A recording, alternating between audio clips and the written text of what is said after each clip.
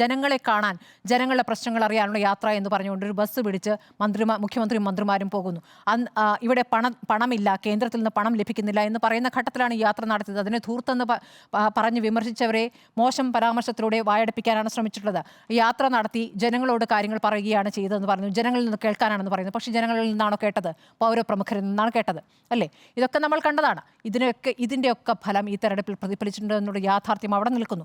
അതോടൊപ്പം തന്നെയാണ് ഈ പറയുന്ന ഈ ഈഴവ വോട്ടുകൾ 32% ഇടതുപക്ഷത്തിൽ നിന്ന് ലഭിച്ചുകൊണ്ടിരുന്ന വോട്ട് BJPയിലേക്ക് പോയി എന്നുള്ള യാഥാർത്ഥ്യം അവിടെ ഇപ്പോൾ മണ്ണൊരുക്കുന്നത് അറിഞ്ഞിട്ടില്ല എന്നാണോ?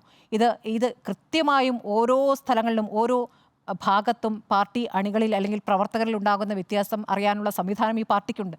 അപ്പോൾ അതിനോട് കണ്ണടച്ചിട്ടുണ്ട് എന്നുള്ള യാഥാർത്ഥ്യം അവിടെയുണ്ട്. ഒന്നും സംഭവിക്കില്ല, ഞങ്ങൾ തന്നെ വിജയിക്കുമായിരിക്കും എന്നുള്ള ആത്മവിശ്വാസമായിരുന്നിരിക്കാം. ഇനിയും ആഴത്തിൽ പരിശോധിക്കുന്നു എന്ന് പറയുമ്പോൾ ആഴത്തിലല്ലാതെ പുറമേക്ക് തന്നെ വന്നിരിക്കുന്ന ഒരുപാട് യാഥാർത്ഥ്യങ്ങളുണ്ട്. അതാദ്യം മനസ്സിലാക്കുക.